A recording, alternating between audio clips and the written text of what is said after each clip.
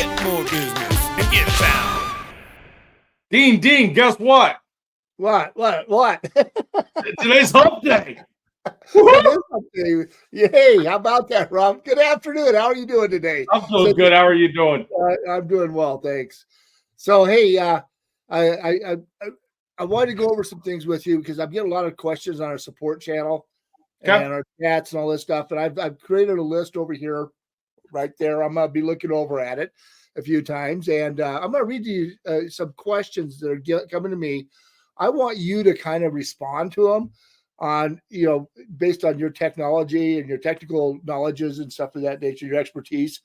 And then I'm going to try to rephrase it back to you to make sure I'm understanding what you're saying and maybe correct me. That way I'm working with our team because, I do coach our team. And so I want to make sure we're coaching them up right and making sure responses are consistent throughout the platform. So does that sound like a plan today? No, I think that's a great idea. I mean, there's been a lot of stuff changing inside of the local SEO world. And I think we should, for the ones that don't know who we are inside of these broadcasts, I think we should introduce ourselves. So, Dean, Go ahead and go first. Okay, well, my name's Dean Kaylor. I'm Simply Be Found co-founder. I'm the owner of a couple other businesses that I've been doing small businesses for over 30 years. So, but Simply Be Found is my new passion, trying to help small businesses, along with Rob, to become more successful and without a big hit in the pocket. So that's us. That's why that's my little intro for me. So why don't you tell us about you, Rob? I know that your resume gets a little longer on this side of the world than mine is, but let's hear what you got to say too. So I'm Robert Downey. Everybody kind of refers to me as a local SEO expert. I guess I am. I've been doing this stuff for since 95. What is that? 30 years now. I mean, I started back in the day of Alta Vista, Lycos, Yahoo and AOL and all the stuff with dial up and all that fun stuff. So, I mean, I've been doing this for years. I took a break off of technology for a few years. I went and did stuff in restaurants, managed them, construction. There's a lot of stuff I've done. I've had the opportunity to have a company bought out by a venture capital group before. I worked for the venture capital group and got to work with thousands of businesses doing that. And now I've touched over 10,000 different profiles and different websites and all that different stuff. So I guess I'm a local SEO expert. My specialty would be actually helping the local business be able to get found by more local customers and making sense of it all. So, and our whole entire point of building Simply Be Found is to be able to help local businesses get in front of more local customers, and for you to be able to do it yourself, or you can hire our coaches to be able to do it. Right. So I look forward to these questions. Right. So anyway, the big point of it is we're here to help you. I mean, that's the whole point. And that's why we have these talks, is try to help small businesses and local business owners understand, and just work through the stuff. I mean, we're trying to be transparent. We're trying to be honest about all these things. We bash ourselves when we need to, and we bash everybody else when we need to. But anyway, I grew up inside of local businesses. That's one thing I didn't say. So, I mean, I grew up in the small business world. I've owned multiple small businesses, and it's one of those things to where that's how you and I understand that small business concept as well, because we've actually done it. We're not sitting inside of an Ivy League office and Fifth Avenue in New York or in Silicon Valley. We're sitting inside of Windsor, Colorado. Technically, both of us are at our houses right now. I always like your reference Ivory League instead, because you always bash them a little bit. They call it the Ivory League instead of the Ivy League. It cracks me up. I don't know if people pick up on that or not, but it's kind of like, because we both have friends that have gone to some of these big prestigious schools, but we always tease them, going, "Yeah, I wish we had an Ivory League background." So I always call it Ivory. I've always called it that. That's what I thought it was. My parents weren't very educated people, and so I came from that School of Hard Knocks life, and I didn't really get to learn some of those things. But that's what I've always called it. But I loved when I would say, I know it's wrong now, but I still call it that because I used to love to do it inside of big meetings. I did it the other day. Yeah. No, but anyway, I had to make that comment. Anyway, let's jump into this and let's kind of talk about and let the small business people understand what we're all about. So One of the big questions I keep getting is people, they get their Google, it used to be called Google My Business, and that's what a lot of people still say, but it's the Google Business Profile. People are always asking, they're saying, I am not ranking on Google. So they keep asking the question, what can I do to help myself rank better on Google? I know there's more than just Google out there, but let's just talk Google right now. Let's talk about what they need to be doing to get there. So that's the question, is how do I improve my ranking?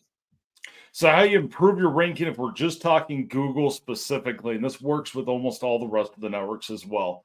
And this is to be able to get yourself improved for ranking organically. And we're not going to talk about AdWords. We're not going to talk about all the different other pieces that come into it. We're going to talk just organic local SEO. And the biggest thing you have to do inside of there is you got to make sure you're posting 3 to 5 times per week. And most people, I would say 70% of the businesses don't even know they can post directly to Google Business Profile. And inside of Google, if you're not using Simply Be Found, we call it posts because that's what it is. Google calls it updates if you're using the Google Business Profile. But if you do those updates, that's really going to help you. You're going to be able to inject that information directly into Google. The other piece is making sure you have all of your correct information filled out inside of your profile. Make sure that you are also doing your questions and answers, and you are creating activity. So that content's going to fill that pillar. By having activity, you're going to fill your pillar of authority. And by getting reviews and being more consistent and all that different stuff, you'll build trust over time. Gotcha. And that's going to help you build a rank higher. Right. So one of the problems, I had one member go, I'm putting out 5 times a week. I'm putting out 5 posts a week, but it's not seeming to be making it. I got, after we dug into it a little deeper, they put out 5 posts in one day. And they thought you got to spread those out. And it's about consistency. So you got to be able to make sure you're doing it. So if you're in a competitive market, you have to make sure you're consistent with those posts. So if you're going to post at this time or this many times a day, you need to do that every day. If you're going to do it this many times a week, you need to try to do it on the same days every week. That consistency is going to help your local SEO. Right. And one of the conversation pieces we had with that same topic was it's daily activity. It's updates that happen more than just once. I mean, and that's the big thing that, and I kind of teased the gentleman a little bit about it, but he goes, well, I put out the 5 pieces like you guys recommend, but it didn't seem to be right. But he seems to be doing better now. I kind of, when people talk to me like that, I kind of follow them a little bit, because you and I, even though we have a lot of members, we get involved with a few of them and like to see what they're doing, and it kind of works for a case study for us. So the big takeaway on what you just said is the activity. You need to make sure you're being active. You're putting a post out, or the update is what Google calls it now, like you said. Correct. 3 to 5 times a week. Does the surface area? Wow, I have an engineering brain problem there just now. Does the service area, the size of the service area, dictate the amount of posts and the activity you should be doing? I mean, so what if we're talking about our tool, or Google Business Profiles tool called Service Area? Not really. That's not going to affect it. What's going to affect it is, so inside of marketing, you have a funnel at the very top. So that funnel's up here, and it's going to work its way down. You have search volume at the very top. It requires search volume. I can't get my camera to be able to make this work. There we go. So at the very top of that funnel, you're going to have search volume. The next thing down, you're going to have your competition. Then you're going to have where everybody's ranking at. And below that, you are then going to have everything falls into you to be able to make that decision for that customer that's making that decision. So if you have a ton of competition, so if you're inside of Windsor, Colorado, your competition's like this. If you are in Denver, your competition's like this. If you're in LA or somewhere, your competition's like this. If your competition is really huge and they are being very active, you have to be a little bit more aggressive. There's some people I work with inside of, the Los Angeles area. They're requiring to post, 3, 4, 5 times a day because there's so much competition. So the posting volume goes up based on that, even though the thing that gets a little bit confusing when I'm talking to everybody is we're talking a population area of several million people. So you have more people looking, but you have more competition. But the problem is if you're not ranking, you're not going to get those calls, right? So that's the whole point of ranking, is to get more people looking at your business. The other piece that you talked about a little bit, and let's go back on it, is making sure your business information's right.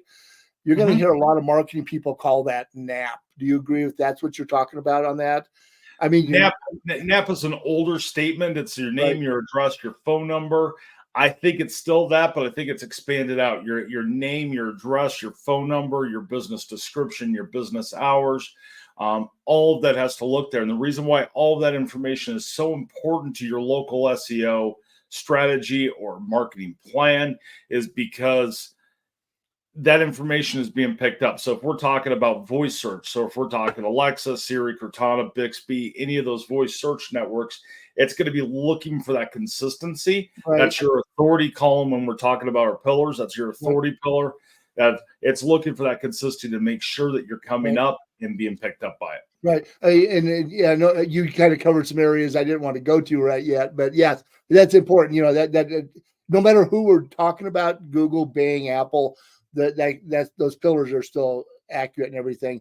But I was talking about making sure that everything was right on your profile. Now, the other question I had on that, and I know that we're kind of I'm deviating just a little bit, is that ranking process. If I've got competition as a brick and mortar, and I'm a service area organization that's a competitor, is there a difference on the advantage of being found, in your opinion? Because so like they're on Main Street in Windsor, Colorado, and I'm out of my house, but I don't want people to come to my house, so I'm calling myself a service area business. By Google's new policies, from how I'm understanding it as of today, you have to, if you are working out of your home and you don't have customers coming to your home to be able to do that purchasing, and you can't prove that.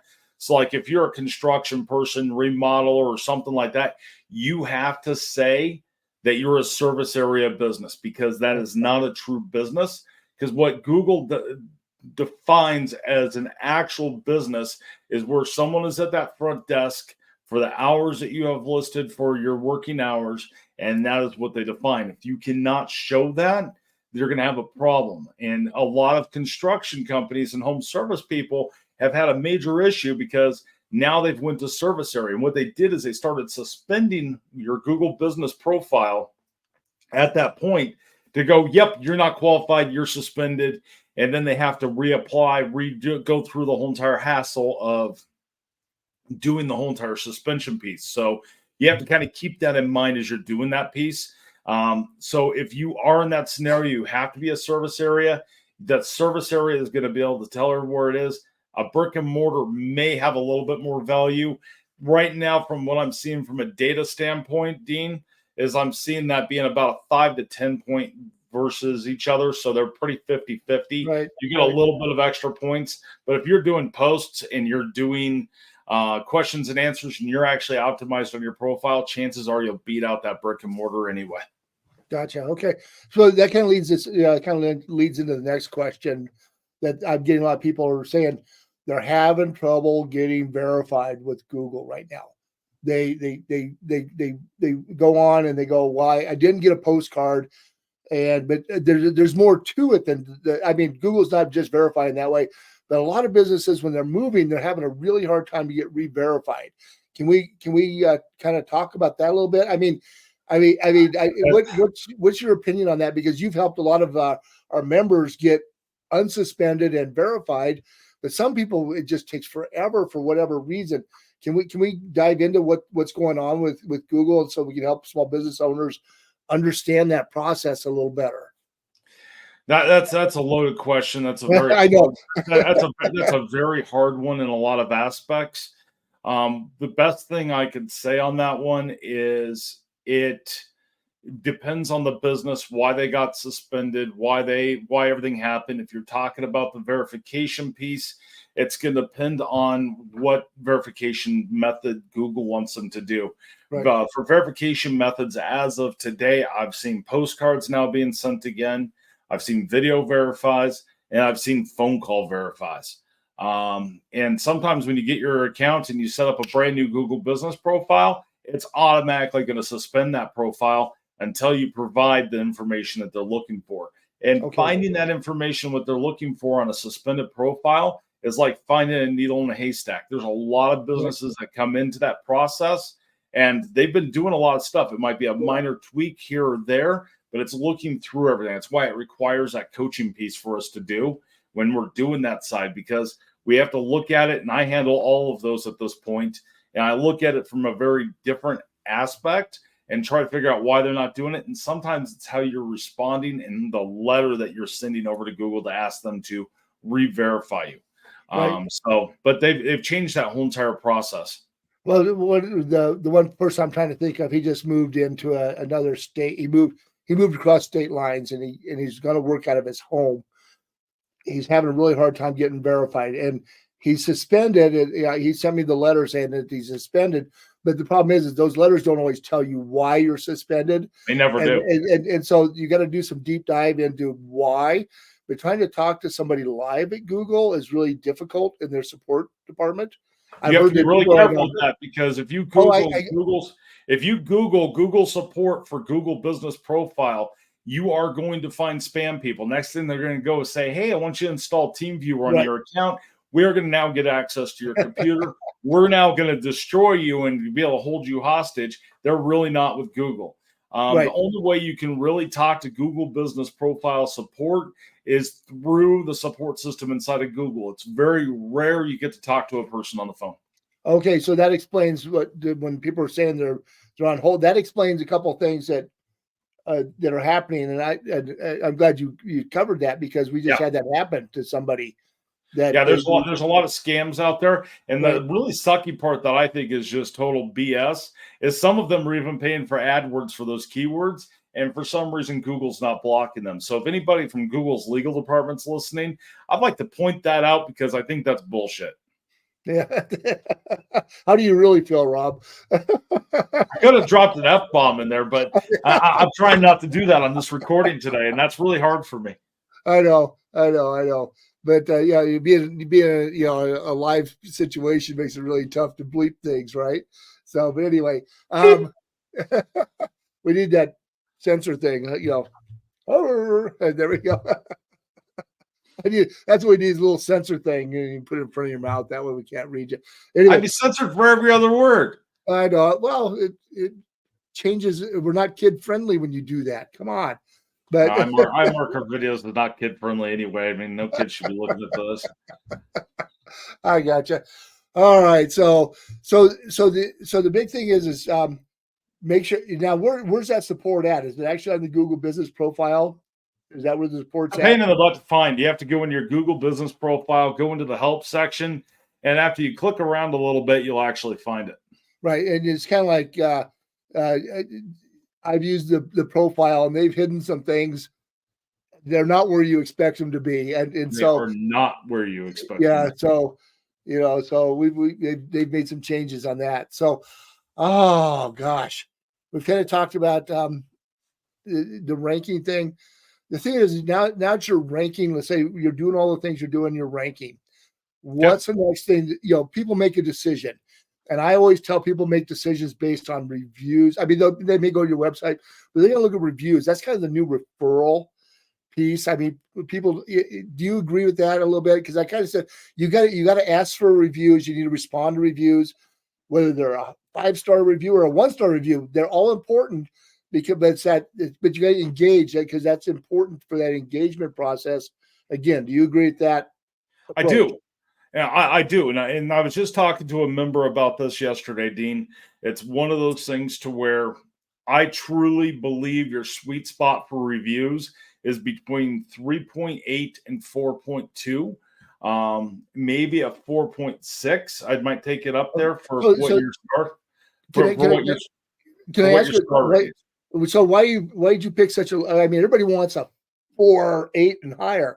You're kind of on the low spectrum. I did. But let's talk about that a little bit, because back in the day when people allowed gating, or people were doing what's called gating, which means that if they got a 4 or 5-star review, it went out. But if it's 3 or less, then they got a notification. That was called gating back. Is that still considered gating? And is that But the thing is, what you just said makes it more sense to say, I've got a 1-star review, I got a 2-star review. So let's talk about why you think that's your sweet spot, because I've never heard you call it that low before. So that's why it surprises me. So would you read or would you see in data that I haven't seen or we haven't talked about? So I've been going through ever since I got back from my trip. I've been going through data like crazy. I've been analyzing a lot of stuff, and I've seen that the people with lower scores are almost getting ranked higher in some aspects, or they're being picked more, where I'm hearing that they're having better results off of stuff. And this is coming from all the networks, not just Google. But having a review rating on Google, if that ends up being a sweet spot, in my opinion, from what I'm seeing from data, I'd probably say a 3.8 to probably a 4.6 is where you want to be, somewhere in that range. Okay. And the reason being in that range is because Google's algorithm has been programmed by developers that know you can't make everybody in this world happy. You can't. And if you are making 100% of your customers 5-star happy, that there is probably a good chance that you went out and bought reviews and asked people to leave reviews about your business. And that is part of that gating process. There's been a lot of different agencies out there. There's been a lot of different businesses that have been selling reviews, saying, hey, we'll come in, we'll leave you reviews. And that will hurt your business profile more than anything. If you want to get any of your profiles suspended, that's a great way of doing it. One big key part to remember when you're talking reviews, and what our review generation system does, is it allows you to go out to any network and have someone be able to go out and leave a review on that network. I say to have 3 to 5 different choices when you do that for our review management software. And so that's one of the tools inside of Simply Be Found. But when you do that, you are going to be able to spread those reviews out. So, and someone can leave you a review on Better Business Bureau, and they can leave it on Facebook, and they can leave it over on Google. So keep that in mind. The same person can leave you a review on each of the networks, because they're allowed 1 review per network is what they normally end up allowing. Gotcha. So when you do that, you're going to open yourself to a whole new aspect. And that new aspect is going to be that now you have multiple sites with a review, which is going to bring up your organic listings. So when you do that, you're going to bring yourself up onto the search results versus just focusing on one network. I still say over and over all the time, just focusing on Google is going to get you in trouble. You're not going to be found because there's a lot more beyond Google. Right. So the other question was, is somebody, we were talking about other networks. They said they were getting reviews from Facebook.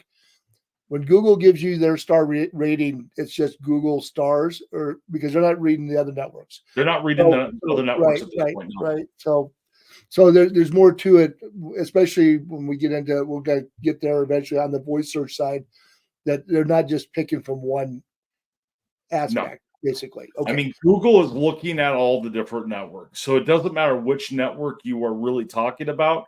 They are all talking to one another and pulling information, even if they say they're not pulling information.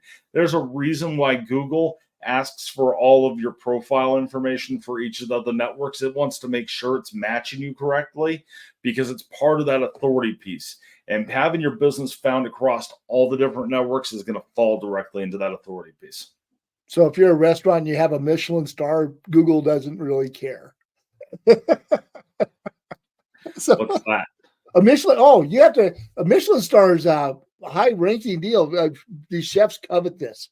It's like winning the Oscar. So when I did restaurants, you got to remember, I did sub sandwiches, not for Subway, but I did sub sandwiches and stuff like that. It's a whole different world. I never heard of that. I can't afford to go to these fine dining places, but I've heard of it. And I just saw a little comment on one the other day, and that's what made me go with the Michelin star just now. So, but you and I are always looking at data all the time and everything and doing things. I got an itchy nose. Okay, Rob. So I had another question come up, and I wasn't even sure how to respond to this one. They used some terminology that I'm not real familiar with. So they talked about, what are the benefits of Google Business Profile Insights. How do you define profile insights? Because is that a new word that started to pop up out there a little bit, or is that just somebody It's been around interpreted? forever.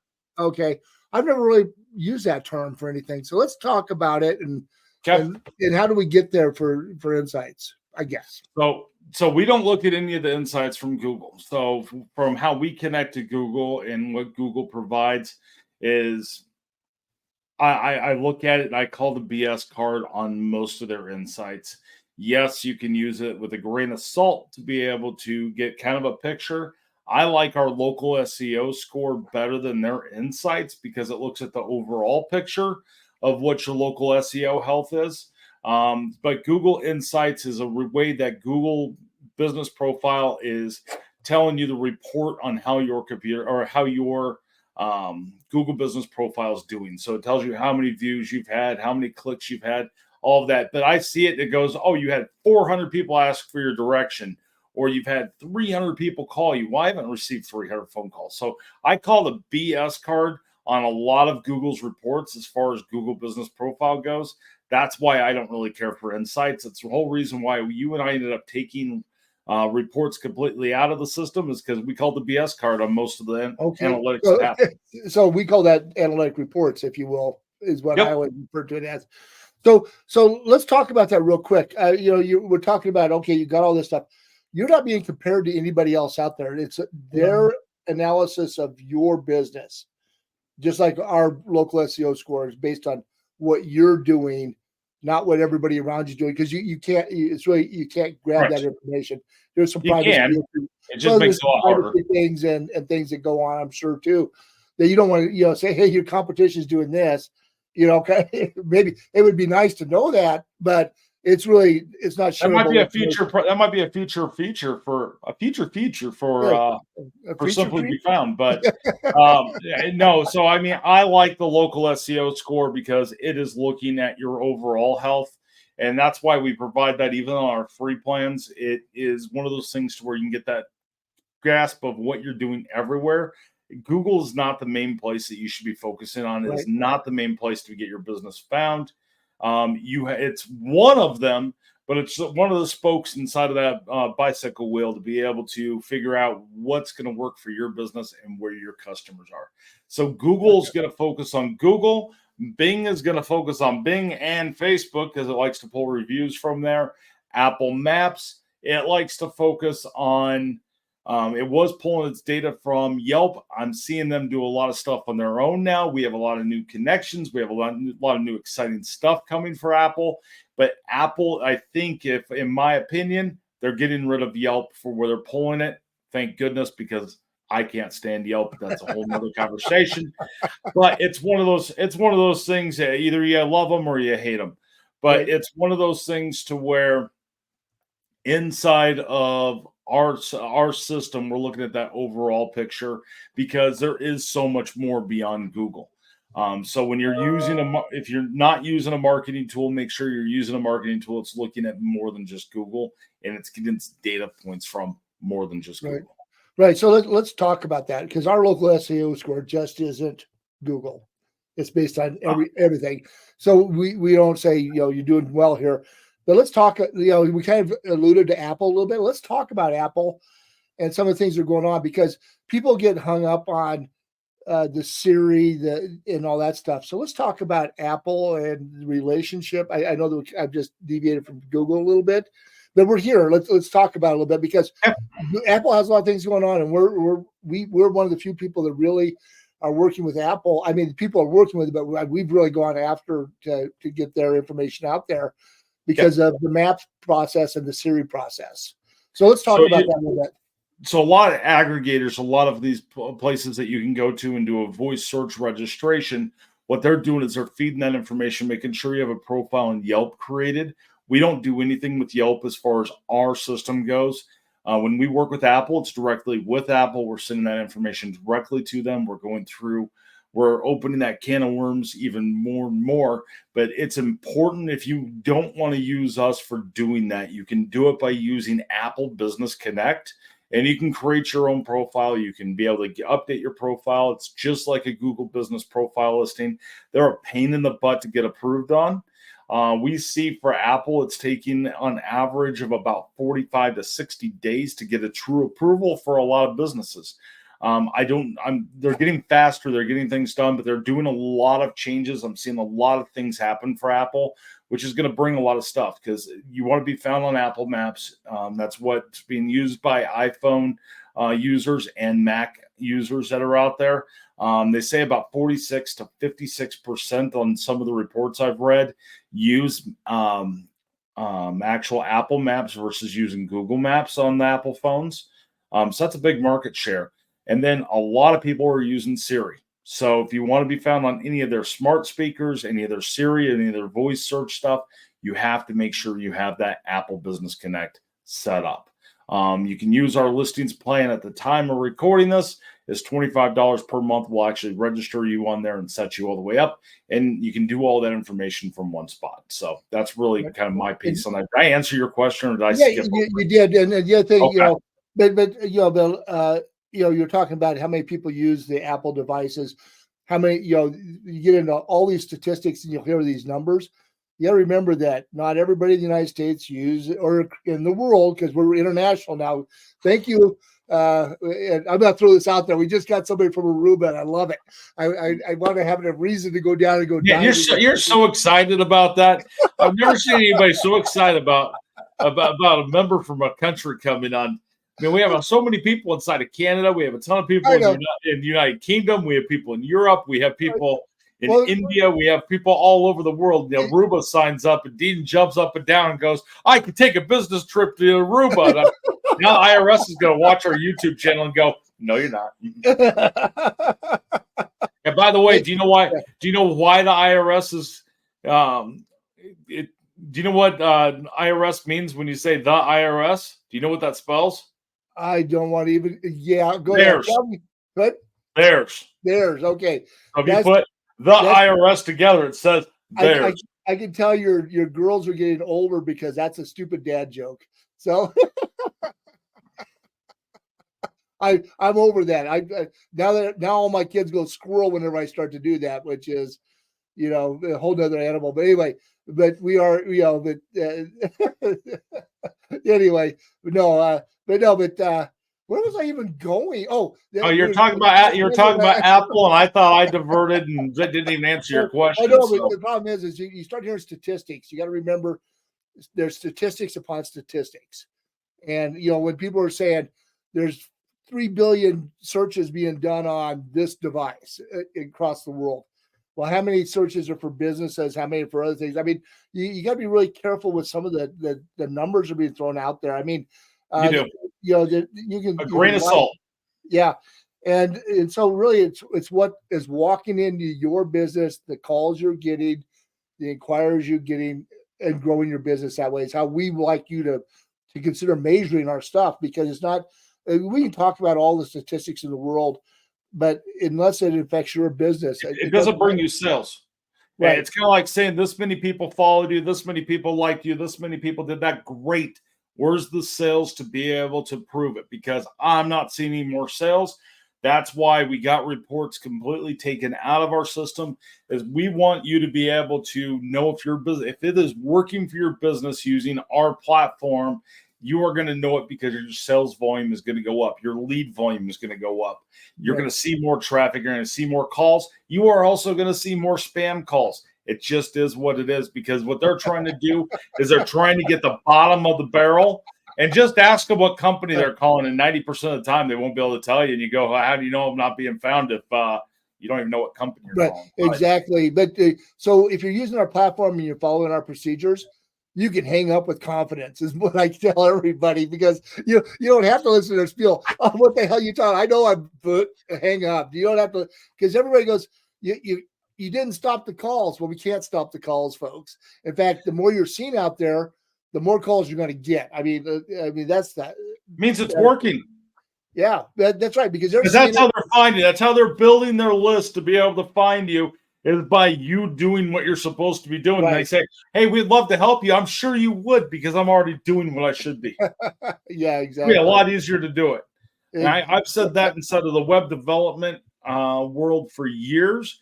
Is you are going to know if your SEO is working, You're going to know if your marketing's working because you're going to get more spam calls coming in. If you stop getting spam calls, I want you to call me and tell me you're not getting any spam calls, because if that happens, something is wrong. Right. So so you're talking about SEO. Let's just kind of step into that world real quick. All right. A lot of people are talking to me. They're saying that they're getting people calling up saying their website isn't SEOing. And then they're having other people saying that local SEO is important. Websites and local SEO are kind of blending sometimes, but not really. Yeah. I mean, and so so there's two different approaches, and let's start with the website piece first, because a lot of people are getting a lot of people saying your website isn't what is it? Not ranking, but there's another. It's not indexing. That was the word I heard the other day. So let's talk about what is it. Let's talk about what is indexing a little bit, and how that, and SEO, and how that all goes together, if you don't mind.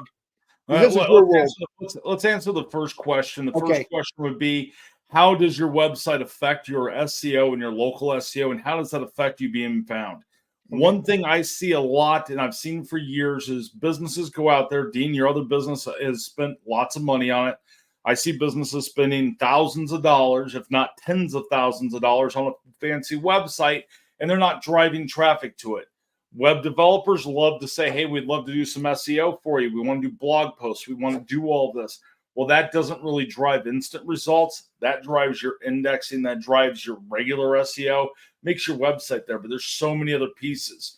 So what I do is I take your website and I put it up on a spoke inside of that wheel. In the center of that wheel, that tire, is going to be your business. Then you're going to have next to it Google. You're going to have Apple. You're going to have Bing. You're going to have Yahoo. You're going to have DuckDuckGo. You're going to have Alexa, Siri, Cortana, and the list just keeps going all the way around. Now, all those things then have lines going all each way, because all of them are pulling information and shoving data to each piece, and your business sits in the middle. So you have to be kind of doing everything. I think blogging is important, but I put it very low on there for most small businesses. I put doing your local SEO and your search engine marketing, your social media marketing, like on Facebook, higher up for it. But really, it's going to come down to your Google posts. It's going to come down to your business information and how active you are on that local search to be able to drive that organic stuff up. So you want your website to index. You want to be doing that, but it's one branch off on the huge spectrum. Does that make sense? Yeah, it makes sense to me. Yeah, but it's like you said, it's all intertwined a little bit. It's a big garbled up mess. Yeah. So is there anything that, I mean, because I'm hearing people say that they're being told that their one-page website isn't effective, that they need to have more pages. Is that a better thing? I mean, it's all about like anything. It's content and talking in a natural language kind of thing. Is that I know we talk about that on local SEO. Is that true for websites as well? 100%. So you can have a one-page website. A one-page website inside of the marketing world, how I call that is a business card website. And if you are, let's say, a roofer, a plumber, a carpet cleaner, you probably could get away with a one-page website. We've done a lot of pages for roofers and for that home service industry that are just the one page, and they do just as well as a big page. Now, they say that there is a lot of stuff that comes into that mix. There's a lot of pieces that are moving parts, and that having a blog on there to have other pages can help, yes, but really it is, at the end of the day, when someone visits there, they want to find your name, they want to find your number, they want to know what services you offer, they want to be able to fill out a form, they want to be able to get a hold of you. And the big thing is driving that traffic to it. So the whole reason why they want to be able to sell you a bigger website is, for most of these companies, they charge more. It's a way for them to get in the door and talk to you. And really, in today's world, that is nothing but a business card. As long as it's able to convert, you are good. Right. So people watching this may or may not know, but our members are allowed now to. We're building websites for people as well. Yeah. And the reason why a conversation came up with one of our members that's looking at using us is that they were told that the business card website, if you will, the online business card, is an old term, and it isn't accurate anymore. It isn't effective, and that's one of their sales techniques. I still think that it's the information you're trying to get out about your business, is what I try to tell them. And if they want a one-page website, then do a one-page website. But So so we don't just do one-page websites. We actually don't have a page limit on our websites at this point. Right. We may put one on there in the future, but right now we don't. We'll build any website you want us to build for the most part, as long as it's not a custom site. Then custom site means it's not doing anything fancy that would require custom development. Now we have access to a lot of stuff that a lot of people think would be fancy that we would include in that. Right. But we include unlimited pages. We include a blog. We include all that stuff inside of the website because I think it's important. But there's times I say, hey, let's do a one-page website because that's going to be best for your business. And it really depends on business to business and depends on what your competition is doing. I look at the user experience more than how the algorithm is going to look at that website, as I want that user to come into the website. I want them to be able to know your story and be able to get the result they're looking for, because I'm looking for conversions. I'm not looking for something that's absolutely beautiful. I'm not looking for something that's just this gorgeous thing that's not going to work. Because if you're going to spend the money on it, which at the time of recording this, we're $500 setup fee and $200 a month. That even includes e-commerce. You'd have to enter your own products at that point. We'll teach you how to do it, but you can have whatever you want on your website. Right. And the other thing too, is you can start with a one-page website and you can build up more if you want to. You can put any requests you want. Right. So that's my one. Go ahead. Just like any of our products, we do not have a contract. We want to earn your business every single month. Right. Perfect. We just need a little interaction and feedback from everybody to make sure it's exactly, because we want you to tell your story and we're going to help you tell your story. Exactly. So let's talk a little bit more about website, Rob. The other topic that has been coming up a lot is schema. Okay. You and I did a whole entire live on that the other day. Yeah, we did. But let's just kind of touch on it again since we're kind of talking websites here. Basically, why is schema important for your website? Is that part of the SEO value as well? It is. Okay. That's going to definitely help on your website SEO value. It's going to help you on your traditional SEO. It's going to help you on your local SEO. It's going to make all you're doing is you're basically telling that computer, and it's that computer coming to it. This is what this business does. This is what their hours are. Here's their information. Here's what's inside of this section. So if you have a frequently asked questions or a product, you're telling it, this is what this is. So then it's not trying to guess at what it is to then deliver the result to the user. Right. And the more you tell that computer and it knows specifically what it is, and it can trust you, it's coming to that trust factor, and it can trust you on that, it's going to deliver your results more often because it now knows exactly what it's delivering. Right. And I know that we had a whole conversation we did not too long ago, but it's good to just kind of touch base. And if people want to really understand more about that, you need to go look up that video on our channel, and they can learn more about it. So that's my sales pitch, to get you to go watch more videos for us. But no, we try to be honest about the whole thing on that process. We've talked about Apple a little bit. Is there anything else about Apple that, I mean, we now we've always talked to them, but now Apple has their own category section as well. It does. Go ahead. So inside of our system, you have to make sure it's both for Bing Places and for Apple Maps and Google Business Profile. All three of them have their own sections inside of the business information. We are going to be making changes to that from a design aspect to make it a little bit easier, because that area is getting really big. But it's one of those things to where you got to make sure you have your categories set up for each of those networks. It's better for you to optimize it, because the reason being is Bing has a complete different category list than Google Business Profile, and Apple has its own category list too. So instead of our system trying to guess at what the best category for you is, we still do that on almost all the other networks, but most of those are either following one of the main standards of those three networks.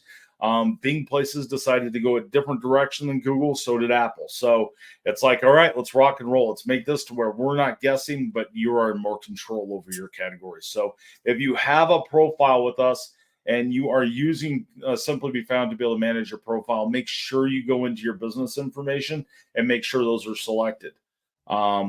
one thing I do hear for people asking, hey, what are your most common mistakes inside of there? It's leaving those categories off. It's not selecting a time zone in that same area, and it's not including a business email, because that's going to get you reduced by your networks by about 50 to 70% if you're missing any of those data points.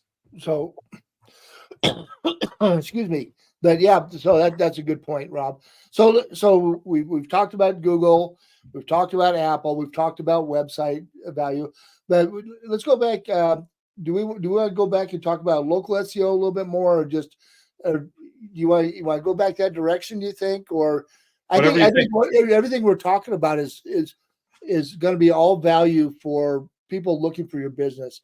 So let's talk about the last of the big three, and I call that Google, Bing, and Apple are the big three. Let's talk about four. Yeah.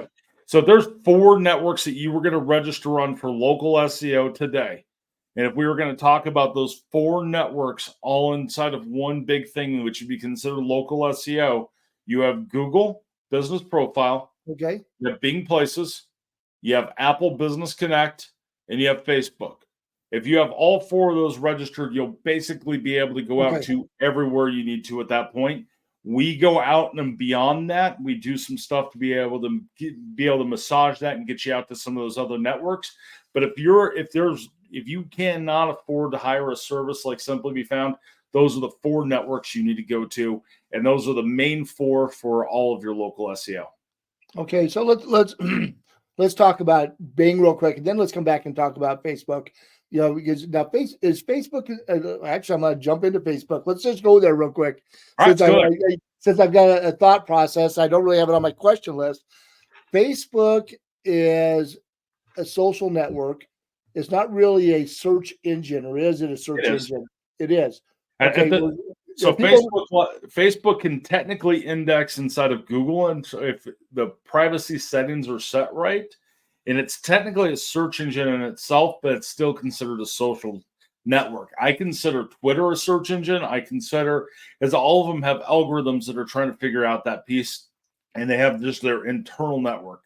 So when you look at a social network, it's basically it's blocking everything into that social channel. When you look at Facebook as a social network, the reason why it matters to local SEO is because Bing Places is such behind the times on their platform. And again, Bing, if you're listening, give me a phone call. I have a bunch of ideas for you.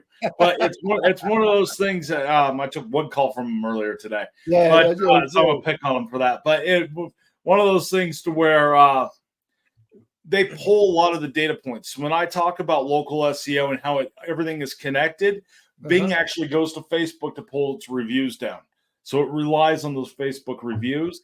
I've seen Alexa use Facebook reviews. I've seen Alexa use Google Business Profile reviews. So, I mean, everything is intertwined. So no matter if we're talking your website, if we're talking any of the local SEO networks, search engines, voice search, the whole thing, it's one garbled up mess. So if you ever put it onto a map, you'd have lines going here, because this network talks to here for this.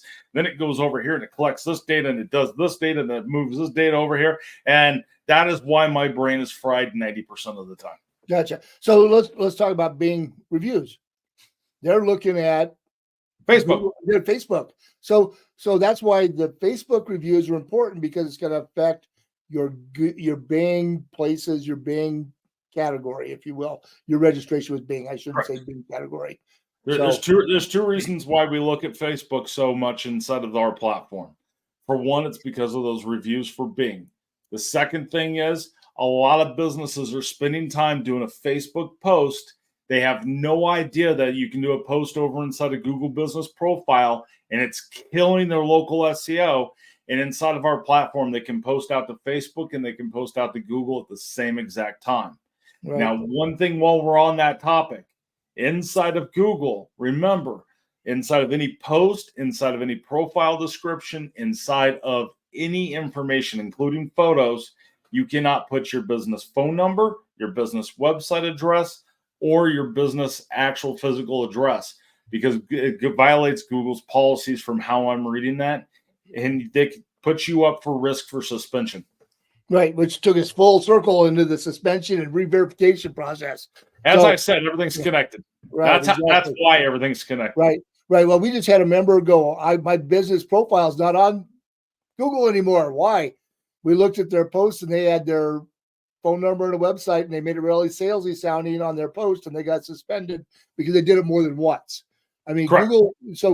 Let's talk about that real quick. If you do that one time, does Google tell you that you're making that's a violation, or do they just go, you're out? One day you just get a letter that comes in the email. It says you've been suspended.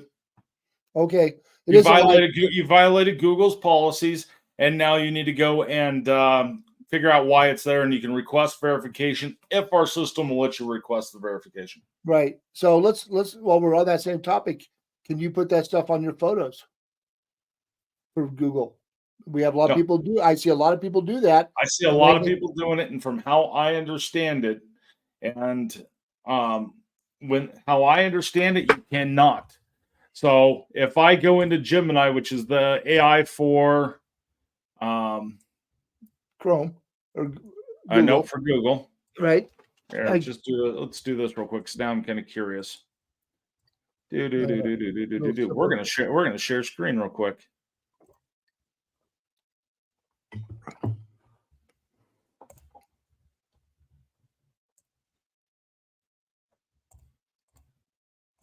All right, so this is Gemini. Gemini is Google's AI. It's their version of ChatGPT, basically. So if I come in and say, can I put phone numbers inside of my Google business profile photos?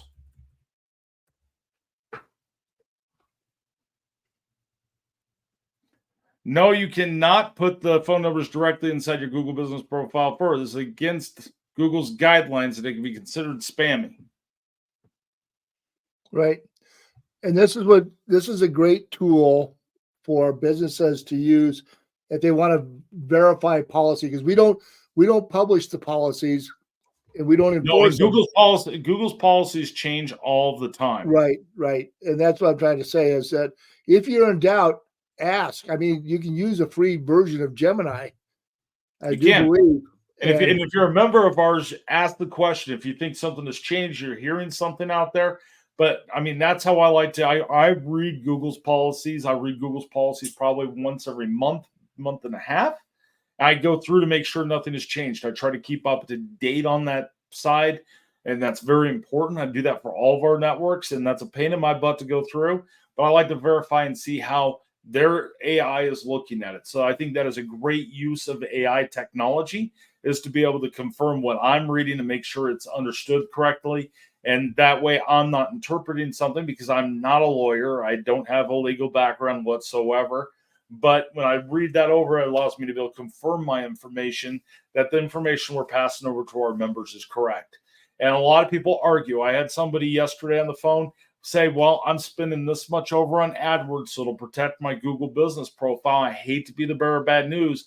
I've seen people spending millions of dollars get their business suspended because on Google business profile, because they're not together. But I've also seen it to where you violated something inside of Google AdWords and you got your Google business profile suspended. I mean, they're connected, but yet they're not connected as departments, and it can be a garbled up mess, and it can make things hell. But I've seen people get suspended for photos being that way. I've seen people not get suspended. I wouldn't take the risk. Doesn't mean I would go out and change all my photos to be able to match, that policy. I just wouldn't start posting anything going forward to be able to say, hey, guess what? I'm sorry. Once I found out about the policy, I stopped.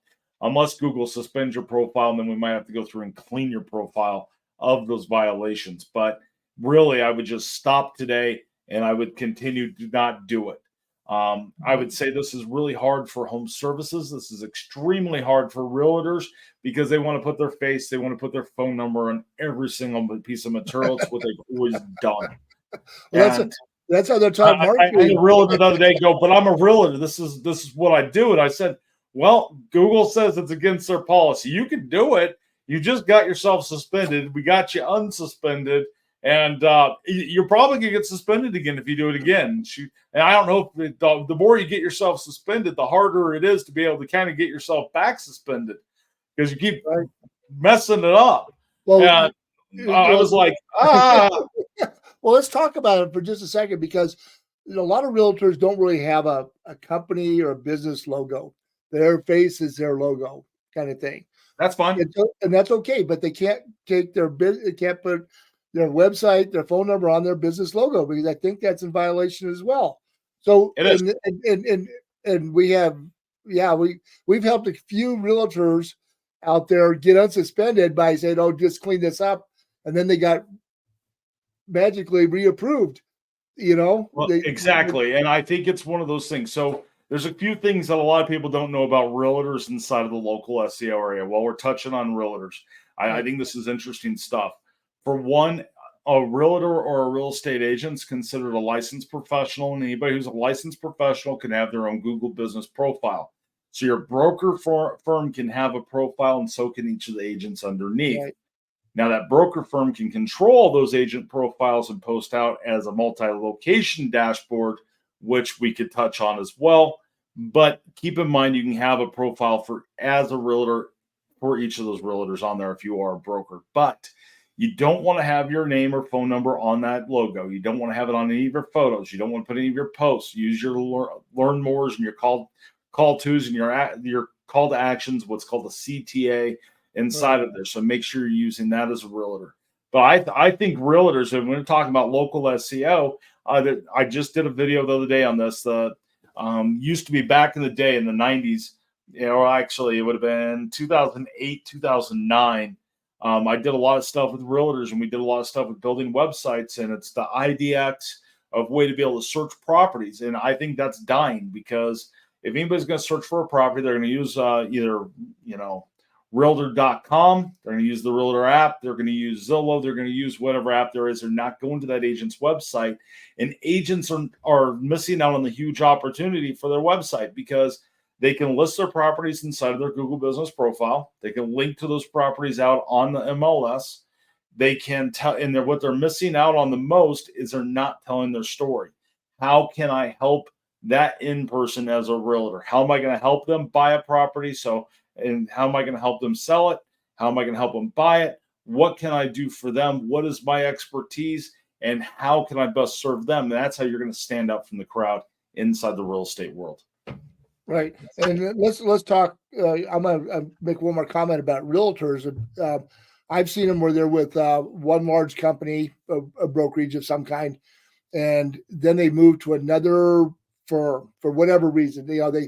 Who knows why people make moves, but the thing is, if they have their Google business profile, that information goes with them. They'll have to change their description probably that they're not with this kind. I don't want to endorse anybody with this company or this company, right? But they can change their profiles. But if they've received reviews about being a great realtor, they've done things and they've had photos and things like that. All that goes with them, and and there's still a lot of value to that. So if somebody's looking for a realtor, like if you're in commercial properties and that's what you do really well, and people say, I'm looking for a realtor in commercial properties, it's going to follow them. It's going to help them be found better, and it may help even the brokerage that they go to be found a little bit because they're bringing that with them. Do you agree with that? I'm a big believer that a realtor should have 2 reviews. So they should have a review for their broker firm. So whatever broker account that is should get a review. They also need to focus on getting themselves a review.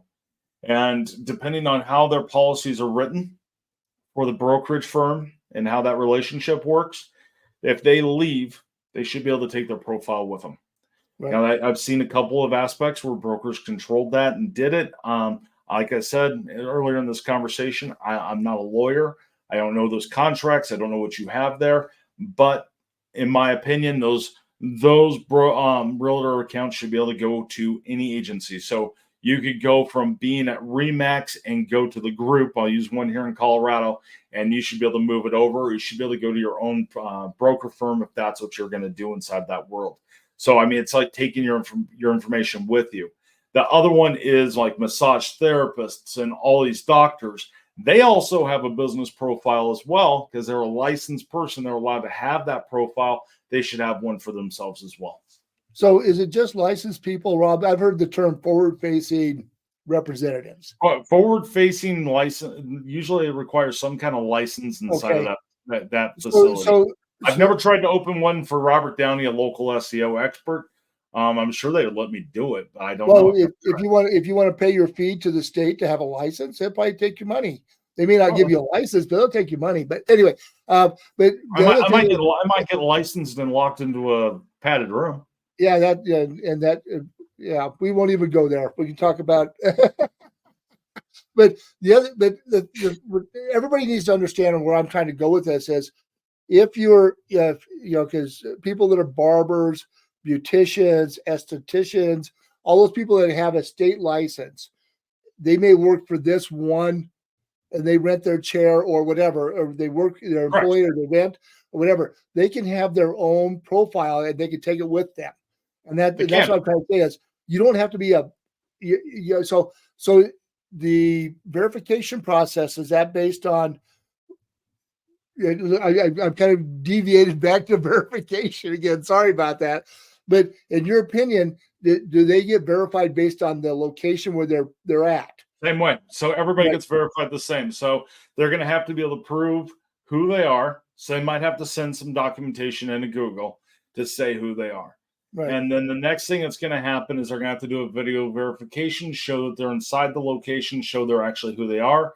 If they are inside of the home service world, they're going to show all their tools. If you're a barber, you're going to show your chair. You're going to show that information. If you're a realtor, you might show a realtor sign, show your face, show how it matches. I mean, that whatever that call center is going to want to see. And 90% of the time when you do a video verify with Google, it's not in front of a real person. You're just recording something. You send it over. They look at it and go, okay. Or they say, declined. And then you got to figure out what it declined. You can't rewatch the video and see what somebody did. So it's like trying to figure out things inside of the dark, but that's a whole nother story. Oh, I'm going to tell a kind of little story. We helped a home service business get verified. He had to do a video.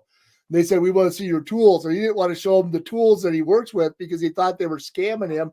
They were going to come rob him. So you have to be willing to show that you remember that one, right? I do. And I'm like, Google does not want your tools. I understand that. I understand the conspiracy theory. I understand you think that they're out and they're the anti-government side and the whole entire piece that comes with this whole thing. I get it. I understand it. But it's one of those things to where, I'm sorry, you're sending this to Google. Google has more money than any of us do walking around. I bet they have more money than any of our members, but I could be wrong on that. Yeah. But it's one of those things to where they don't care about your $100 tool over here. They don't care about everything sitting inside of the back of the truck. Well, I don't want to show them this one saw. I spent $500 on this, and this one cost me a couple thousand. Well, then take them off the back of the truck. They're not going to care. They want to see your tools. So you can't make this stuff up. I had a person that I was working with for Verify, and he goes, I don't want to give him my phone number because I don't want them to call. And I'm like, well, with Google, you have to have the phone number. Well, I don't want to give my phone number. I only want to give my web address.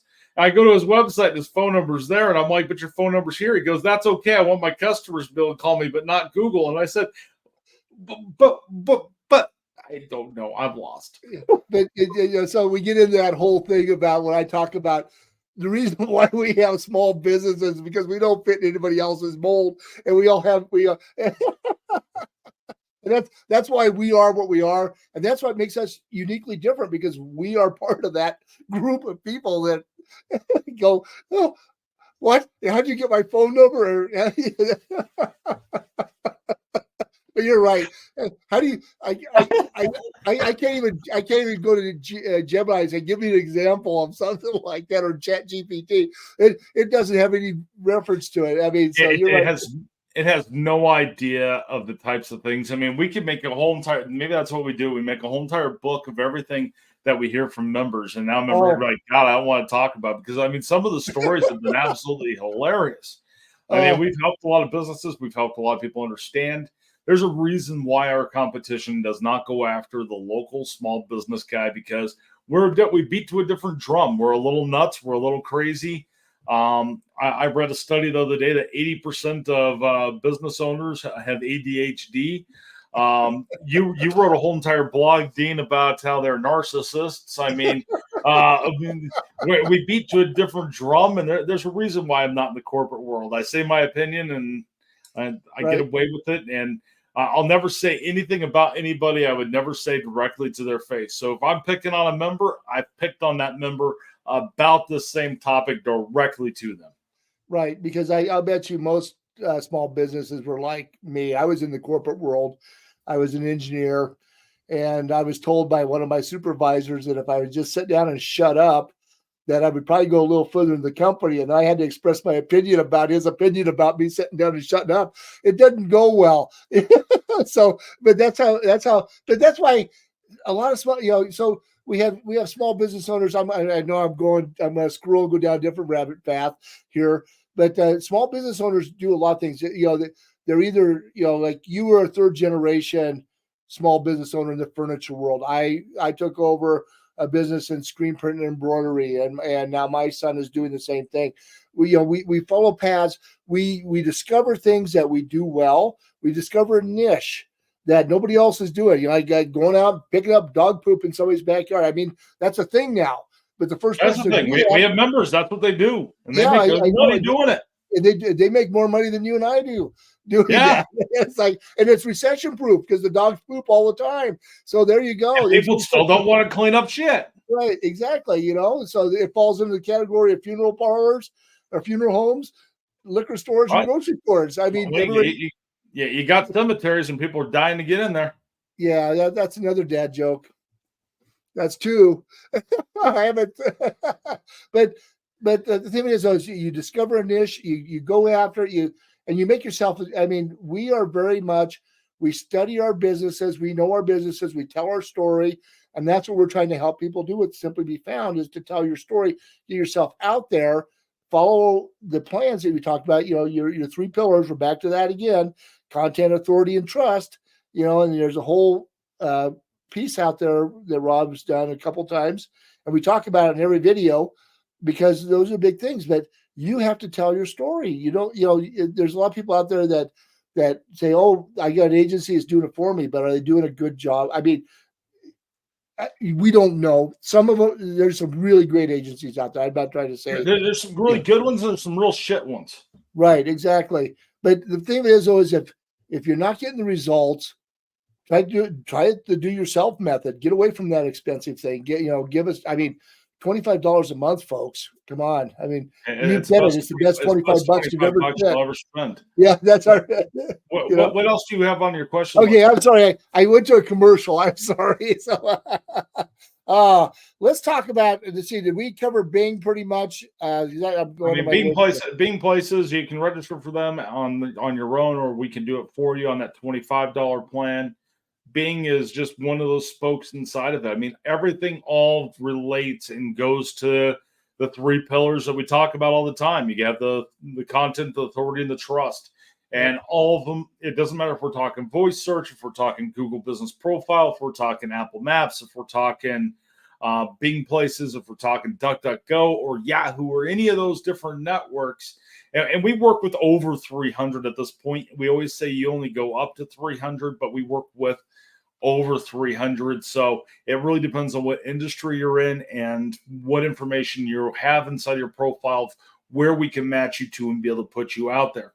But all of them fall underneath that same principle, those three pillars, to be able to grab that information to be able to do it. You have to make sure you're found everywhere. You cannot just rely on Google. It will kill your business if you're just relying on Google, because you're only getting, I've seen now reports that's as low as 40% of the search volumes done actually truly on the Google search engine. But that doesn't mean that everything's not else that they're searching on isn't picking data up from the Google network. So that's where it gets really difficult. Exactly. And while we're talking about Google, let's kind of talk about one of the things that they offer that nobody else is really doing right now, and that's that questions and answers piece. We have people that debate with us, say that doesn't help. we disagree with that because it's 100%. Because it's a way of putting information out there. And again, the other networks are going to pull information away from Google to help identify you. But let's talk about what our platform is, questions and answers. What's your approach on the question? There's two ways you can get questions. You can have an owner-generated question that can come in, which was you as a business owner can ask your own questions because you get like kind of what we're doing right now. We're talking about our questions and trying to respond to them. Correct. And then you respond to them. Then there's the other kind that the customer, anybody that has a Google account, just like a review, they can ask a question on your business profile. And you need to make sure you respond to those, because if you don't respond to those, anybody else can respond to it. And it may not be an answer you want. So the question is how important is, in your opinion, I mean, if you were to rank, I mean, let's just kind of rank things, posts, photos, questions and answers, questions and answers are up there because of the content, which falls in our three pillars. I really put them high up there. I'm not going to put them in an order list because questions and answers is one of those things you can set it and you can forget about it in a lot of aspects. So I tell every business their goal should be 40 to 50 questions and answers that are owner generated. I don't know a single business out there I cannot come up with at least 40 questions that would be asked by a customer. And if you're on our coaching program, we will actually help you be able to come up with what those questions should be. And then you can kind of get your brain going and thinking about other ones and what the answers would be. And kind of, we work back and forth on that. But it's one of those things to where do not post them all on the same day. Post them like every other day. So that way you're building up your authority. And it's not a wham, bam, thank you, ma'am kind of approach. It is just that whole piece of, it gradually goes out there and builds your profile strength. So I would rate questions and answers when you first sign up pretty high up. I think it's one you should knock out, schedule out your posts with Simply Be Found. You can actually schedule those owner-generated questions and answers to go out at a certain date, certain time. So you can do everything at once and kind of plan everything out and kind of make a schedule off of it. Right. The other thing, too, is everybody should review one of the things I told one of the members, I said, review your questions and answers. They're editable. I mean, you can edit them with our platform. And you may offer free estimates. Well, you might start charging for it. Right. So if the question says, do you offer free estimates? You may say, yes, we do. But in 6 months, you may say, we require, we don't do free estimates, and this is why, and this is what we charge, and whatever. So you can modify all that stuff, and that's how you keep everything up to date. So you can set them, but you don't want to just totally forget them, because you don't. You want to come back and review them. Right. And I know you actually get. So Dean, that's a good point, because you actually will get bonus points when you come back and you actually review something and edit it, because that's keeping your information even updated there. I tell everybody on top of that is when you get a new question and you're out on a bid, or you're talking to a customer at the counter or on the phone or whatever it might be, and you get that question that you just answered, go into your questions and answers, see if it's in there. And if it's not, add it. It's a perfect time. Right. Because if that customer had that question, chances are somebody else had the question. And questions and answers are a huge part of your local SEO score, because people ask questions inside of Google all the time, and you want that answer to come up. Right, exactly. Which kind of gets us, let's kind of go, now that you've said that, let's talk about voice search a little bit more about what is voice search, and how does what we're telling you to do for the using our platform, how it's going to help you rank better with voice search. What is, it's really broad. Voice search is really broad, and it's interpreted a couple different ways. So let's kind of talk about voice search, and, because I may use my phone and say, hey, Google, pull up my Google Assistant. Now, is that a voice search on a good voice search device, or, or is it just because I don't want to type, I'm going to say, hey, Siri, I better be quiet. It's going to answer me here. So, but you can ask, see where I'm going with this whole thing. It gets to be a muddled mess a little bit. So what is voice search? Voice search is any search that's done by voice. So that might be done on multiple types of devices. It could be done on a computer, it could be done on a tablet, it could be done on a mobile phone, it could be done on a smart speaker, it could be done on a smart watch. It could be done on a lot of different devices. It could be done from a car using GPS. There's a ton of networks that come in when you start to talk about all the different voice search networks. Most of them operate on different operating systems, is what I'll refer to them as. And that's going to be your Siri, your Alexa, your Google, Bixby, your Android devices. There's a lot of different ones out there. And all of those pieces are basically, you have the device, now you have the search engine, or you have the operating system, however you want to look at that. The next thing is being able to go out and find the information. It's going to use all of your main networks to pull that information. I'm a big believer that all those networks end up using questions and answers, posts. It looks to find that information because that information wants to be the best. When it does that search, it wants to be the best deliverable result to you as it possibly can, because it wants you to continue buying its products and using its service to be able to find that information. Okay, perfect. But that's a big deal because people get that all confused. They really do.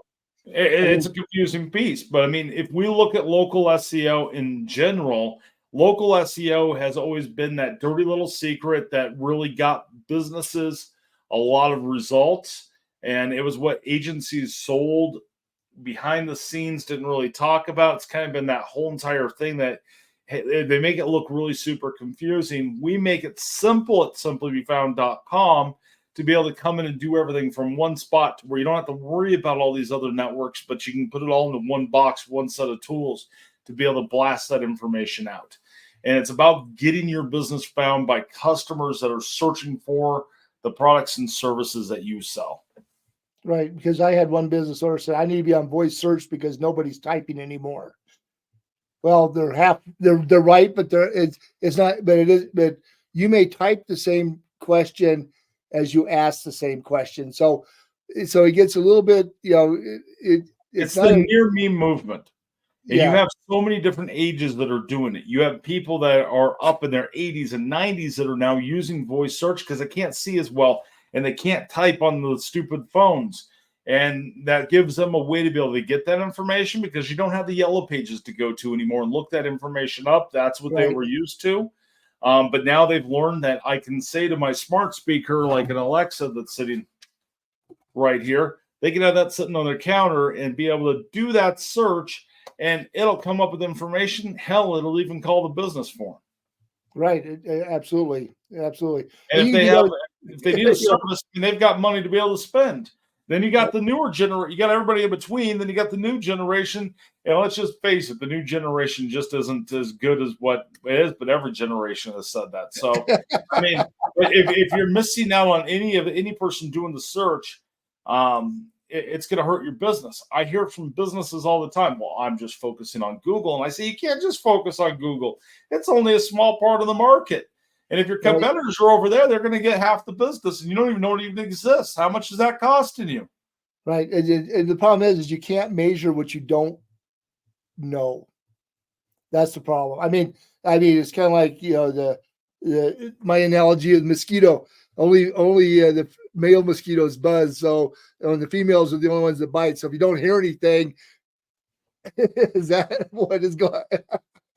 But that's the problem is if they don't make the call to you, you don't even know you missed it. I mean, it's kind of like you don't know what you don't know. Right.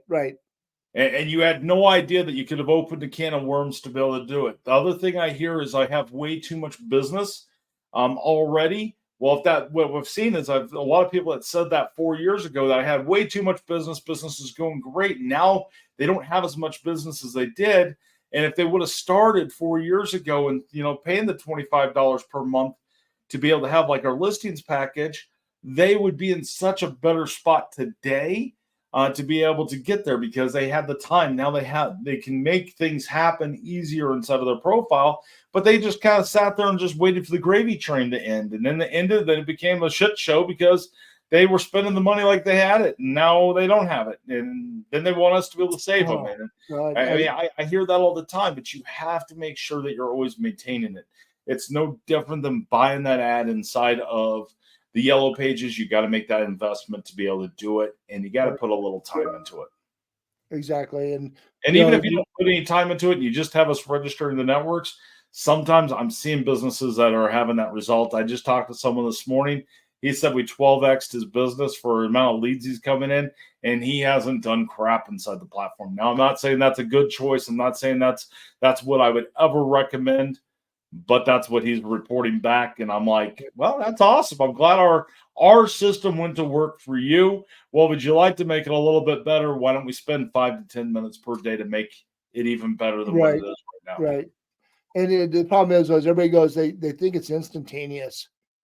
It is not an businesses it is. I mean, there's nothing about this. I mean, so let's go back for just a second. Let's talk about business philosophy a little bit. You said, "Oh, I've got so much business, I don't want to be doing this." Well, you still have the old. It's an old term, the leaking bucket. You lose customers over time. You need to make sure you're keeping that bucket full by bringing people in. And if people aren't calling you, you don't keep that bucket full. And like you said, the gravy train runs out, if you will. But the thing is if you've got so much business, you don't know what to do with it. Maybe you look at your pricing structure and say, okay, let's go after the people that want to spend a little more money with you. I mean, there's some different philosophies that go with that. I mean, how you run your business is everybody's decision. But if you're so busy and you have a backlog that's just huge, maybe you need to look at yourself a little bit and say, why, are you in an industry where competition is going to start coming in now? Because they're going to say, oh, look at all the work that they're getting. They're busy. Let's go compete with them. And then they're going to start sucking away from you. I mean, so there's a whole nother world of thought process. And that comes with business experience a little bit too. We have some people just don't look down the road a little bit, but it's the local SEO, is all an organic, takes time to build up. And that's what people need to understand. It's not a magic bullet that's going to fix your problem in 2 weeks. It's not going to, it's that we run into that a lot, Rob. We do.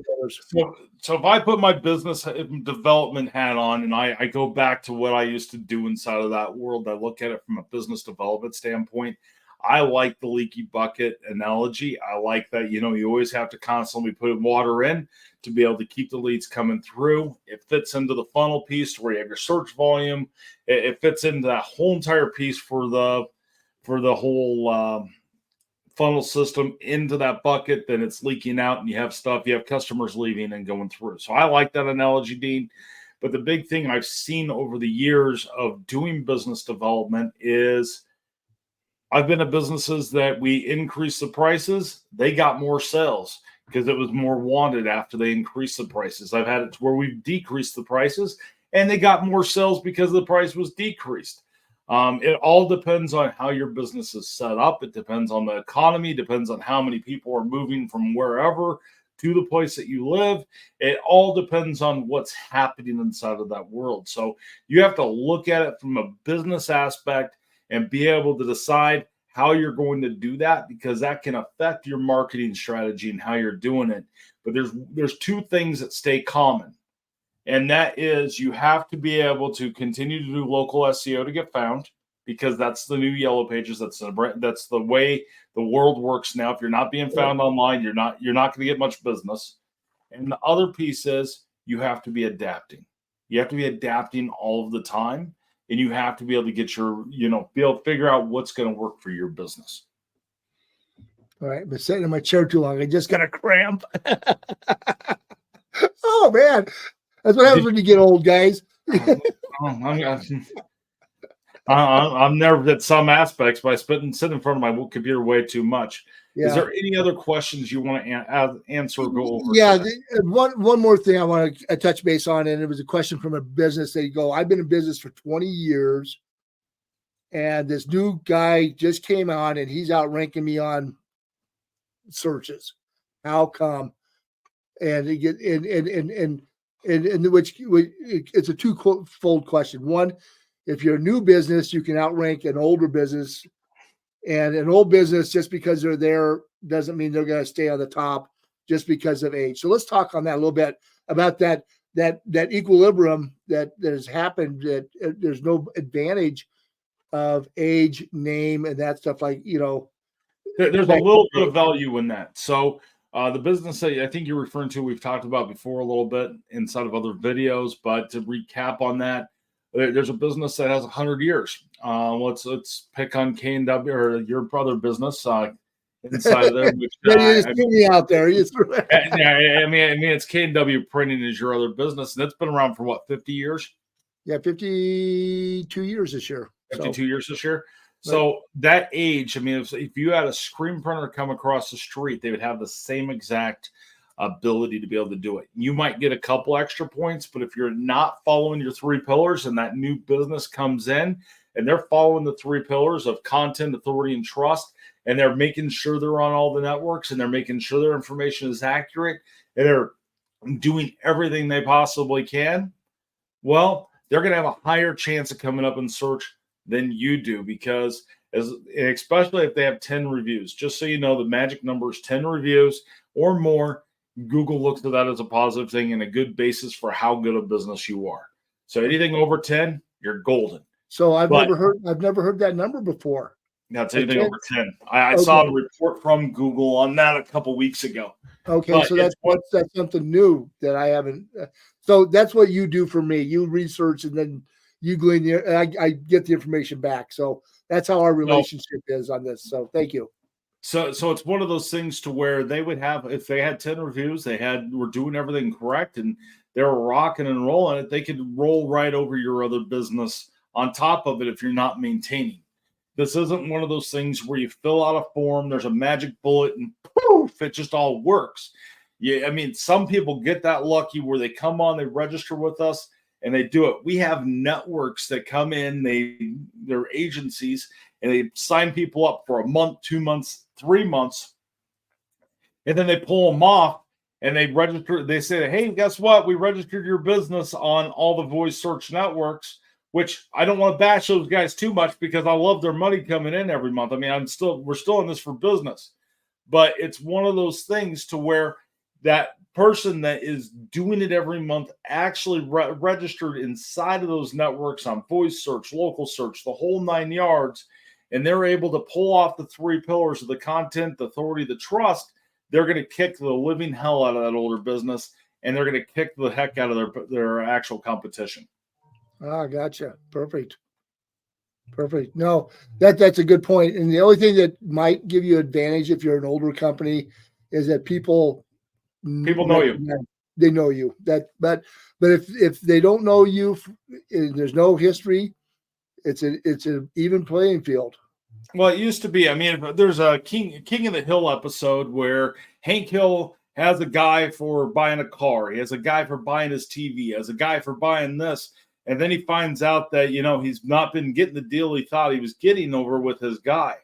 The internet has changed that whole entire, having a guy for this and having a guy for that. There's some things you might still know somebody and know that you're getting a good deal from them, but it's not the same as it was 25, 30 years ago. That whole entire world has changed because the internet has made things a lot more accessible. There's a lot less mom and pop shops out there. It feels like there's a lot more franchises and big corporations, which they follow the same rules. And I would say that's one of the biggest things I love about local SEO is everybody has to play by the same guidelines, the same rules, and everybody has just as high of a chance coming up. You might be able to beat that out if you're a Starbucks versus a mom and pop coffee shop because Google already knows who you are. You might not have to work as hard. But if you do the 3 pillars piece, most of the time you'll actually beat out any of the big franchises because they're not following it. They're not doing those pieces. They're going in, they're doing a one-time registration. They're not thinking about it because they don't think about things inside of that granular expression back into that local SEO. Perfect. So, well, that's pretty much covers most of the questions I have for today. Is there anything else you want to talk about? Nope. If any members have questions that want us to ask when we do these, we're going to start doing a lot more videos out there. Make sure you ask. Even if you're a free member, don't be afraid to ask those questions. We're always looking for content that's out there. Now, when we look at Simply Be Found as a platform, you have to remember we have posts. Posts are a great way for you to be able to inject information directly out to the search engines. It's a great way for you to be able to get your word out. Our platform works with both Facebook and Google Business Profile. Like I've said, 70% of businesses don't even know that even exists. Photos still say more than 1,000 words. So make sure you're putting photos out there. Make sure you're putting that information that still builds the content side, questions and answers. That's a huge area for you to be able to do. And our platform really allows you to update all of your information from one spot and go out everywhere. Dean, anything you would say about our platform in that aspect? No, the other thing is we've made it fairly comprehensive. I mean, you don't have to have any tech skills. You don't have to download any software. It's all online. It's a login process, and so it isn't like you have to have your computer with you. You can do it on your mobile phone. You can do it on your desktop. So if you're out and about and you take a picture of one of the job sites you might be working on, if you're that kind of a business, you can take a picture of it and you can actually put a post on it right away, or you can just post a picture and then come back and add a post to it later with our gallery function that we have. So I mean, we have all kinds of great tools. We try to make it simple. You don't have to have anything to we have cropping tools on our photos, so if your photo isn't perfect, you can adjust it. And I mean, we've tried to make it simple so that business owners don't have to spend a lot of time. There's not a huge learning curve to get there. I mean, there's a little bit, but I mean, like anything, you have to get familiar with the layout a little bit. But once you're there, we have people that are doing everything they need to do, and they're only taking about a half hour instead of 2 hours a week or whatever. They've gotten themselves down to a point where, okay, boom, boom, boom, we're done. And I talked to a guy. So, I mean, I always said it took our marketing plan would take 5 to 10 minutes per day. I talked to it was a home service industry guy yesterday. He's an actual roofer. He does roofing, siding, that type of thing. And he is 72 or 73. I don't remember. English is his second language. So he's not from here. He was terrified of the platform at the very beginning. I told him it's going to take him some time. He goes, at the very first part, he goes, it's taking me about 15 minutes a day to be able to get this done. And remembering to do it is probably the hardest part I have. But now that I'm actually doing the tasks, they're inside my to-do list and telling me exactly what I need to do, I'm only spending between 5 and 6 minutes, maybe max, every other day inside of there, and I can knock them out. Because most of the time it's just coming in, loading all my photos, and I use those photos for posts, and I make everything connected. And he goes, and I'm seeing more leads. That exact roofer is reporting to us, Dean, that he's getting the 10 to 12 times on his leads as he was getting a year ago, and he's almost getting 30% more, so 30 times his leads than what it was 2 years ago. So just by following our to-do list and doing his own marketing, doing your own marketing. Yes, we have the done for you plans, but still doing your own marketing is one of the best ways you can ever get your business out there. Awesome. That's a good point. So, and we're the best $25 you'll ever spend. There you go. I can't even buy lunch hardly for that anymore. No. And I don't need to eat lunch every day. No, you can't. So, but if you have any questions whatsoever, we're here to help. My name is Rob Downey with Simply Be Found. I'm one of the co-founders, and I'm Dean Kaylor, the other co-founder. So since we're codes, there's just the two of us, and you're looking at our board too. He is not my dad, and we're not related. I guess it'd be there. He's not my dad, and I'm not related to him at all. He actually started as a client of mine. Yeah, we were referred to each other by a very interesting gentleman. Yes, we were. We will just leave it at that. Thanks, guys, for watching. Make sure you like, make sure you subscribe, and we put out a lot of content on our YouTube channel. So if you're not already subscribed there, if you haven't liked our Facebook page, make sure you do so. Thanks again. Appreciate it. And from the bottom of my heart, I appreciate every one of our members and everybody who follows us and watches for our advice. All right. Thanks. Have a great day.